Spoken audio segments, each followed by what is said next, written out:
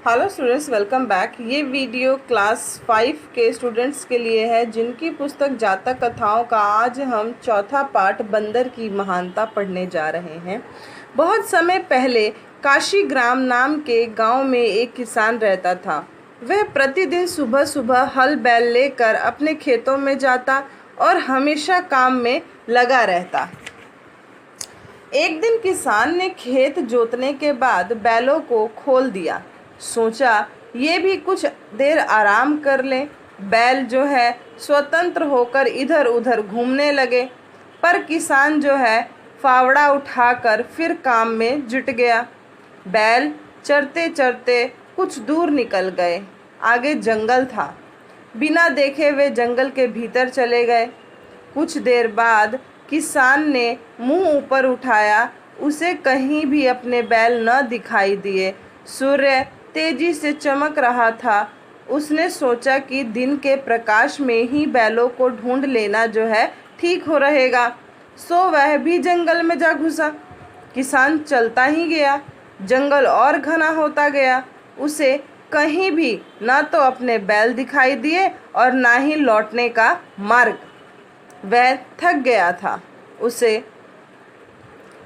बहुत जोर की भूख लगी थी। फलों से लदे एक पेड़ को देख वह उस पर चढ़ गया और रसीले फलों को खाने लगा। कौन चढ़ गया? किसान। बहुत ही स्वादिष्ट फल थे। जैसे ही ऊंचाई पर लगे एक फल और को तोड़ने के लिए उसने हाथ बढ़ाया कि उसका पांव जो है फिसल गया और वह पेड़ से सीधा 50 मीटर नीचे झरने की तेज जलधारा में जा गिरा। किसान की मृत्यु हो सकती थी, उसकी हड्डियां टूट सकती थी, पर ऐसा कुछ नहीं हुआ। वह ऐसे नीचे आया जैसे कि एक लट्ठे पर लेटा हो। वह 10 दिन तक ऐसे ही पड़ा रहा। उस समय बोधिसत्व ने एक श्रेष्ठ बंदर के रूप में जन्म लिया था।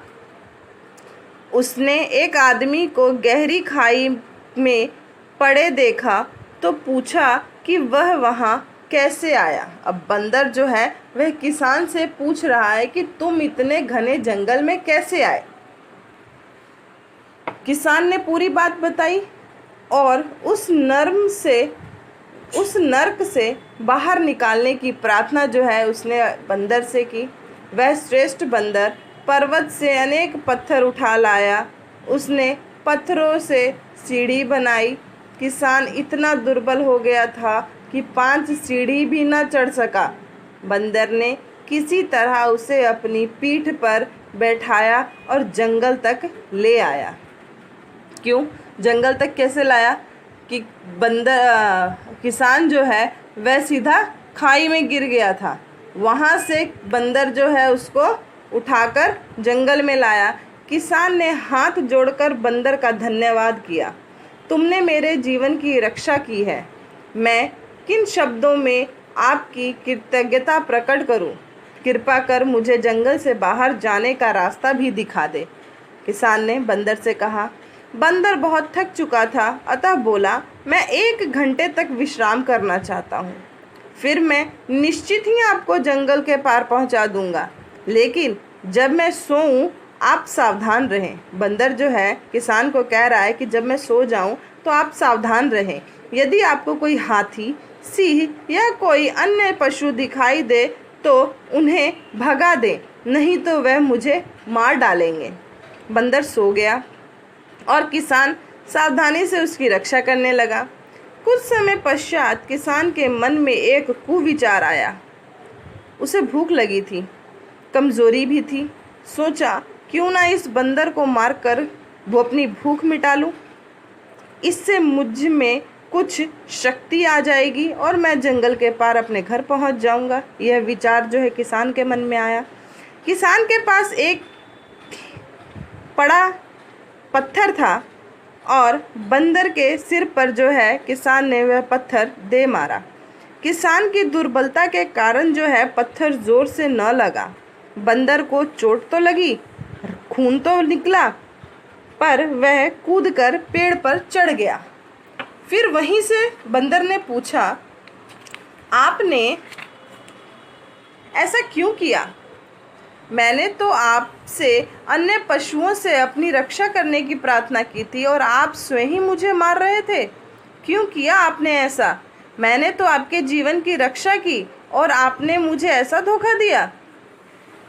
उस महान बंदर की आंखों में आंसू आ गए। किसान द्वारा धोखा दिए जाने के बाद भी उसने किसान को आशीष दिया, मतलब आशीर्वाद दिया। आप दीर्घायु हो, आप जो है आपकी उम्र जो है काफ़ी लंबी हो। मैं आशा करता हूँ कि आप यह पाप आपके जीवन के लिए दुर्भाग्यशाली कभी भी न हो। मेरा विश्वास आप पर से उठ गया है, फिर भी मैं आपकी सहायता करना चाहता हूँ। मैं एक पेड़ से दूसरे पेड़ पर कूदता जाऊँगा, आप नीचे मेरे साथ साथ आएँ। मैं आपको जंगल से बाहर का रास्ता जो है वह दिखा दूँगा।